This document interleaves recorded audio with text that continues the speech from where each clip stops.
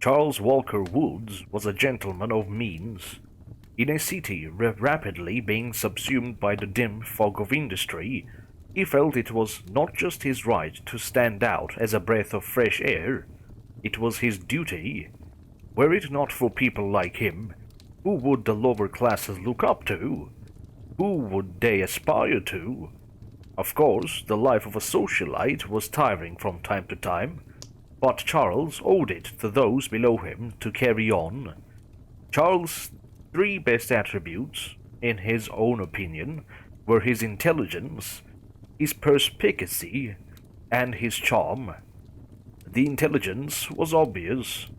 One did not simply get into the best schools and clubs without an above-average wit and awareness. The perspicacy came into play in his shrewd business dealings. Charles had carefully managed all of the investments and properties left to him and had seen his income steadily rise over the years, while he himself had barely had to do anything at all. His charm was evident in nearly all of his interactions with women, especially the serving class. He could make practically any remark, and they would treat it as the cleverest bon mot they had ever heard. Intelligent as he was, Charles was able to see their admiration in its true form: attraction. Women were simply mad for him. Unfortunately, for the female population of London, Charles was an evolved bachelor. He knew that at some point he would doubtless have to settle down, but as he was yet only in his late 20s, he held out hope that that time would be far distant. Though he considered women a passingly fair diversion, he found far greater enjoyment in horse racing, sailing, and cards. Any man could bet on these things, of course. What Charles liked was knowing how they worked. He enjoyed speaking to the stable masters about the care and upkeep of the horses, conversing about the merits of one jockey or another, and keeping up on the health and habits of the horses. This allowed him to make bets far more informed than those of the common man, weighting the gamble in his favor. Similarly, he was always aware of the crews in any regatta, and even the proclivities of his fellow players in cards. In short, Charles liked to be a man who saw behind the curtain. Perhaps more importantly, he desired that those around him be aware of this. What good was it to have a talent if no one was impressed? What satisfaction could be gained by doing things subtly? Let others fade into the background. Charles preferred to be ostentatious. It was this desire that brought Charles to Montford. Montford was not a place, but a person, or perhaps more of an experience. Charles first became aware of him at one of his dinner parties, when he noticed a cluster of guests gathered around someone other than himself. Curious to discover what this distraction might be, Charles inserted himself into the group to find at its center a most cunningly wrought watch. "I have never once worn this," declared the watch's owner, a thin and tiresome man named Richard. "Not since purchasing it 2 months back. Yet, see now." The second and minute hand were in the final stages of aligning at the top of the hour. Exactly as they did so, the bells of the nearby church began to sound in the streets, tolling the hour.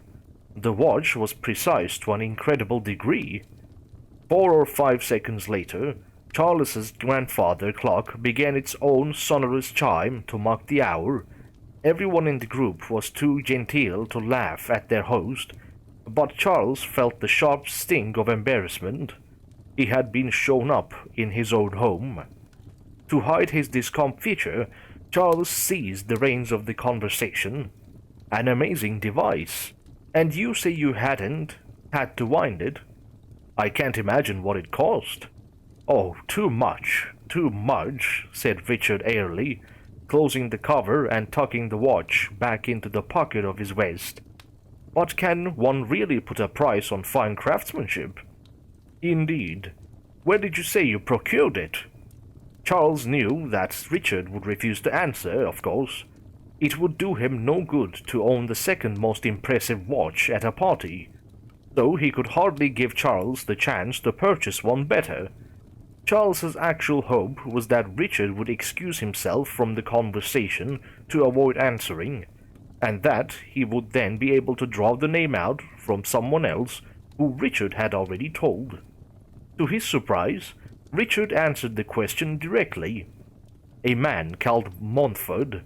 He maintains a shop in the financial district. It's most frightfully exclusive, of course. I don't suppose you could arrange an introduction? Again, Richard's answer surprised him. I'd be happy to, my dear host. Shall we say tomorrow at 3? If you're certain he'll be free. I assure you, and here Richard offered an expensive smile to those gathered around. He can make time. This drew quite a laugh from the assembly. Charles kept a pleasant smile on his face as he seethed to have been outdone at his own event, and by someone so milquetoast as Richard. Charles would have this Montford make him his own watch, one to put Richard's to shame, and this would never happen again. The next afternoon, Richard arrived at Charles's house precisely at 3 o'clock. He did not have to flout his watch again. His obnoxious promptness did that for him. They made small talk for a few minutes, while Charles's servants brought the carriage around. For although it was not far to the financial district, no one of any real standing walked there. The sidewalks were full of secretaries and accountants. Soon enough, the two men disembarked before a small shop set in between a pair of larger buildings. Its windows were frosted glass, and the largest of them had the word Montford etched in a stylish gold script across its length.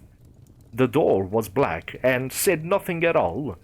The shop managed to look richer than the rest of the financial district, while at the same time projecting an air of disaffection. Charles loved it at once. It was a foggy spring day outside, so Charles was surprised to find it slightly cooler inside the shop when he stepped within. The shop was well lit through the frosted windows and from artfully arranged lamps. The walls were adorned with clocks, though not with the desperate profusion seen in a normal watchmaker's shop. These were carefully placed, looking more like pieces in an art gallery than anything else.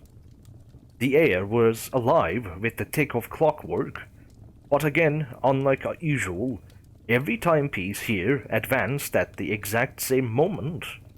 Tick, tick, tick, went the sound. The shop seemed to pulse with it. Charles's breathing fell into sync with the motion, and he fancied even his heartbeat slowed to match it. "Ah, Mr. Griffiths, it is ever a pleasure." Charles had not seen the proprietor emerge. The man was simply there before them, appearing between the ticks of the clocks. He was slender, even spindly, with fingers that were long even for his lanky frame. His style of dress was spare and neat, and although his clothes were well maintained, Charles had the distinct impression that the gold-rimmed spectacles perched on his nose were the most expensive thing he wore. "Montford, hello," enthused Richard. "Let me introduce you to Charles." "Charles Walker Woods," corrected Charles. "And you are the owner of the Montforts?" "Montford, yes. I am Edmund Montford. I am the Watchmaster here." He bowed his head, a gesture that on him appeared slightly predatory. Charles was above average height, but Montford overtopped him by almost a full head. The man extended one long hand to accept Charles's offered handshake, and Charles swore that he could feel the branch-like fingers wrapping entirely around his own hand. It was an uncomfortably possessive feeling. "Watchmaker, eh?" said Charles, reclaiming his hand. "What about the clocks?" "I make those as well, but they are large and require little skill. Any hobbyist can assemble the gears of a clock, The test of a horologist is in the tiny precision fittings of a watch. I am the best even of those. Hence Watchmaster, not watchmaker. Montfort said it without pride or braggadocio. It was simply a fact he was stating. Charles was both impressed and somewhat intimidated.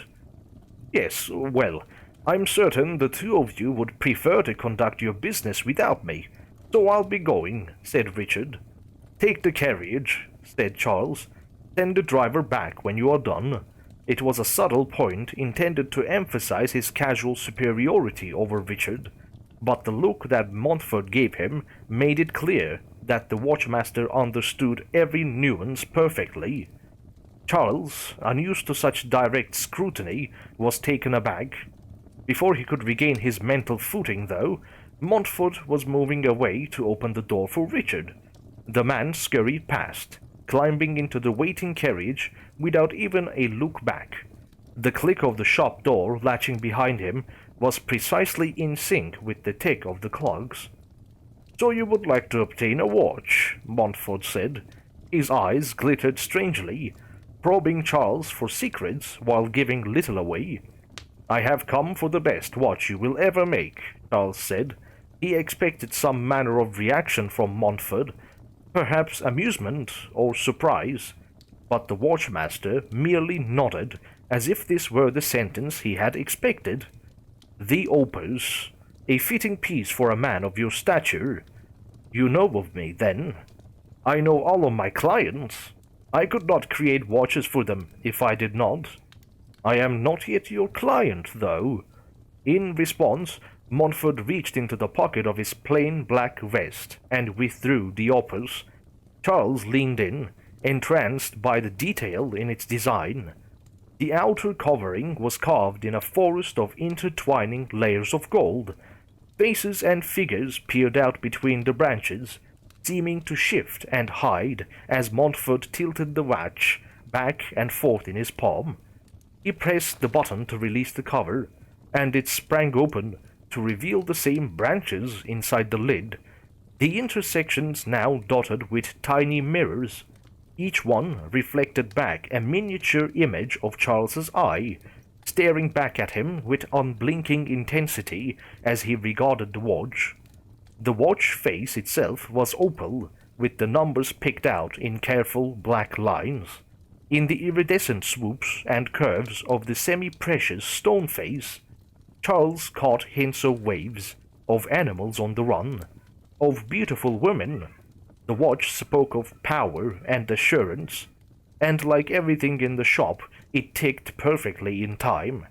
It was odd. It was perfection. Montfort snapped the watch shut, breaking Charles's connection with his own reflected eyes. The faces hidden within the carved gold winked merrily as Montfort held the watch up by its chain, allowing it to catch the light in the shop as it spun. "The opus is the greatest timepiece I will ever make. It represents the utmost limit of my skills in art, in crafting, and in precision. There will never be another watch to equal it." Again, Montfort's words were merely asserting a self-evident truth. Even if the watch could not keep time at all, it was an astonishing work of art. Having heard the perfectly synced tick, Charles had no doubt that every gear inside had been crafted with the same care lavished on the outer trappings. "And you will sell this?" Charles asked, feeling that there must be some trick. "I will." "How much?" Charles was prepared to hear an astronomical number, and yet, even so, the price Montfort named took him aback. He took a literal step back, retreating from the enormity of the sum. "I could buy 50 watches for that cost." "And yet, not one of the 50 would approach the opus," Montfort said with calm confidence. "You will never need another watch. In fact, I will insist that you not have one." "What do you mean?" "The opus comes with a condition. You must always have it with you. When you go out, it will be the watch you bring. When you entertain at your home, you will carry the opus. I am willing to sell it, for it is made to be used. but I am not willing to let it languish in a drawer. You are a mercurial man, Mr. Woods, and the opus must not be made to suffer for your whims. I will have your word as a gentleman on this. In addition to your usurious price, I must advertise for you as well. You can speak of me or not, as you choose. The opus will speak for itself. Those who need to know more will find their way to Montford. They only be given the opportunity. Will you agree to this condition? It will take me several days to gather the money together. I do not simply have it sitting idle. Montford waved his hand dismissively, his long fingers moving like the tentacles of a sea creature. I have no doubt in your ability to obtain the money. Will you promise to carry the opus with you always? Charles stared at the watch in Montford's hand as he nodded. It is an easy promise to make. I could never grow tired of such a watch. Let us hope that you do not, said Montford. He delicately clipped the end of the watch chain to the buttonhole of the Charles's vest, then deposited the watch in his hand. I will look forward to your payment within the week, shall we say? Of course, of course. Charles was vaguely irritated to have the experience of this watch cheapened by something as vulgar as money. He endured another enveloping handshake and hurried out to his waiting carriage, the watch gripped firmly in his hand. The opus's art was even more compelling in the intermittent shadows of the carriage than it had been in Montford's shop. The mirrored eyes inside the lid seemed to float in a small, contained pool of darkness, peering up like hungry fish. The opal face shone in grays and greens, hinting at secrets known only to storms and the sea. Charles studied it hungrily all throughout the ride home, scrutinizing its details and discovering new facets every time the light changed.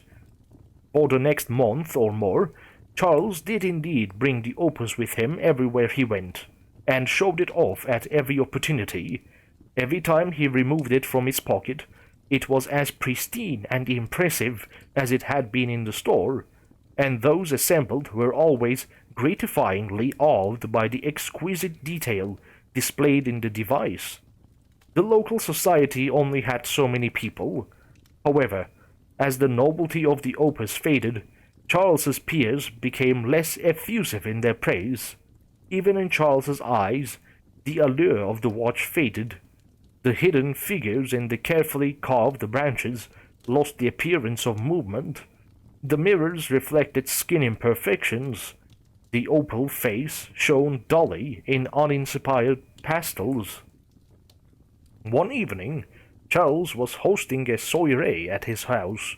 It was a small affair, barely even worthy of the appellation of party. He did not intentionally choose not to wear opus. It was just that, in getting dressed, it did not occur him to put it on. The event was in his own house. He knew that everyone who would be attending had already seen it. There would be no one to impress with it. And so while the party went on downstairs, the opus languished on Charles's dressing table. That night, Charles woke from sleeping in a darkened room. He could not tell what had roused him, but when he attempted to sit up to investigate, he discovered that he could not move a muscle. Even his eyes remained fixed firmly on the ceiling, unwilling to shift to show him more of the room. He could not even close his eyelids again. He strained his ears, listening for some sound that might tell him what was going on, but all he heard was the tick of the opus. Strangely, it seemed to be moving around the room. Suddenly, there was the sound of a curtain being pulled back, allowing the moonlight to stream in.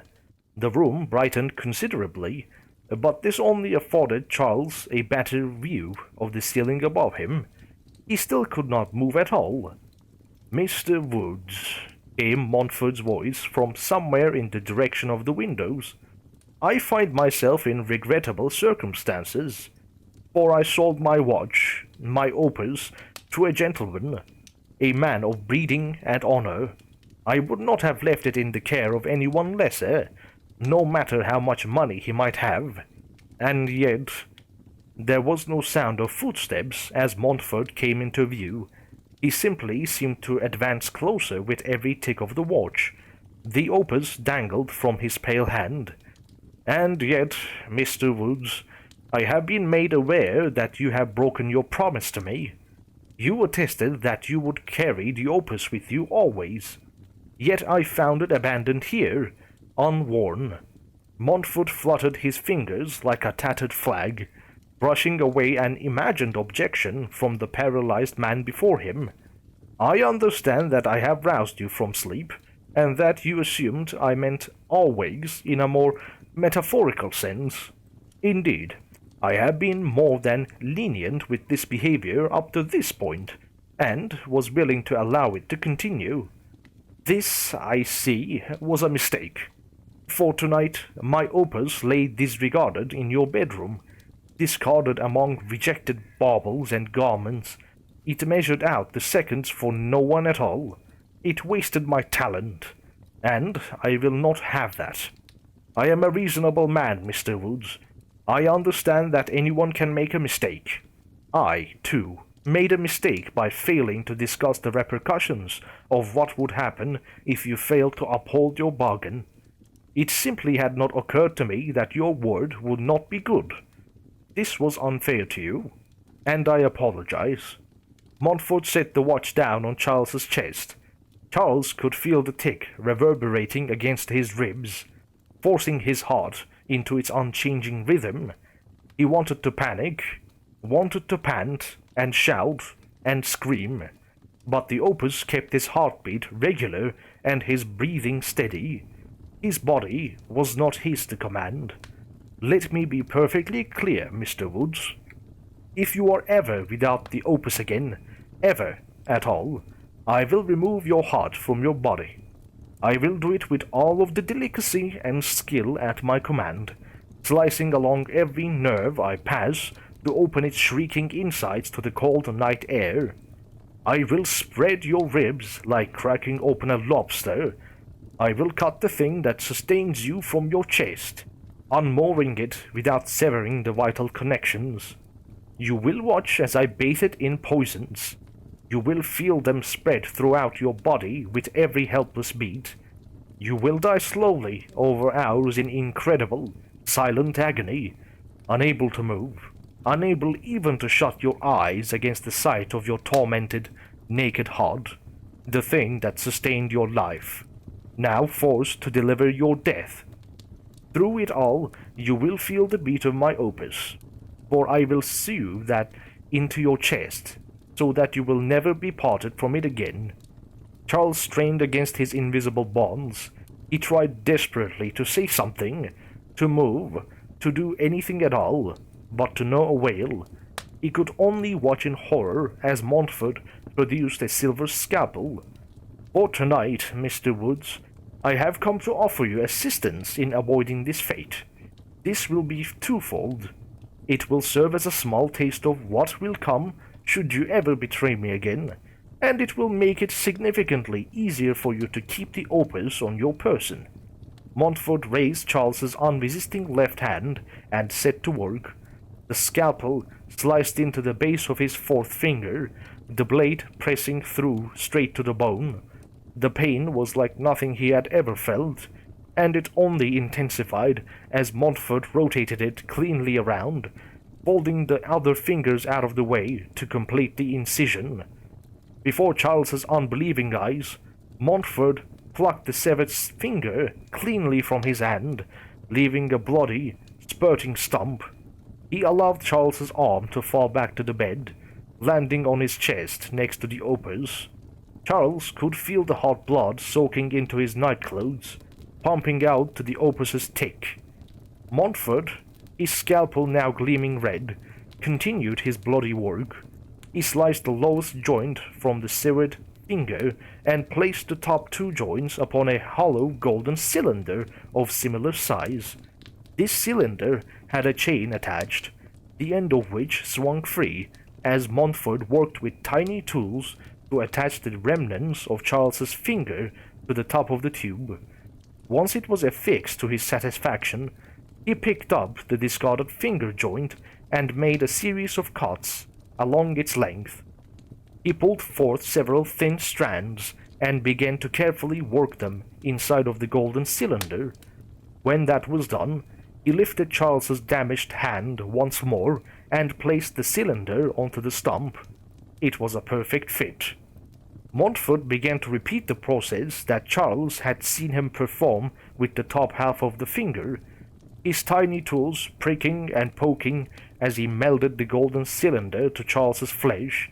Every pinprick was agony.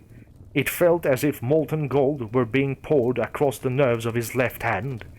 He could feel the shooting sensations all the way to the tops of his fingers, even the one that Montfort had cut off. The pain went on, and Charles was forced to watch every second of it. Finally, Montfort placed Charles's hand back on the bed. He picked up the loose end of the chain and crimped it into place on the opus's bow. He gave the chain a slight tug. Charles felt it as if the man had pulled directly on one of his fingers. "There, Mr. Woods, my gift to you. You will now find it much harder to forget the opus." Montfort picked up the mutilated lump of flesh that had been the bottom joint of Charles's finger. He turned it over in his hands, heedless of the blood. "I will leave this with you, in case the morning leaves you with doubts as to what I can do." He stood to leave, then bent back over Charles. His disturbingly long fingers reached out and gently closed Charles's eyes. "Good night, Mr. Woods. I hope we do not have to meet again." Charles did not recall falling back asleep, but he awoke in the morning with a start and a yell. For just an instant, he had the crushing relief of believing it had all been a dream, before he felt the steady tick of the opus in his left hand. His blood-soaked nightclothes confirmed the truth even before he opened his palm to see the golden joint with the chain fastened to it, tying him eternally to the opus. Bafflingly, Charles's fourth finger still worked. It bent and unbent at his command, the top joint seemingly unbothered by the metal interruption severing them from the hand. He wondered briefly if perhaps he had imagined some of the process, and that Montfort had merely placed a cuff around his finger. But then he saw the bloody chunk of meat sitting on his bedside table, knucklebone protruding from either end, and he knew that his horrific recollection was accurate in every detail. Worse, he could feel sensation in the watch chain, and even in the opus itself, they were connected. Charles's peers all exclaimed over the cunning finger cuff, of course, proclaiming him innovative, fashionable, and smart.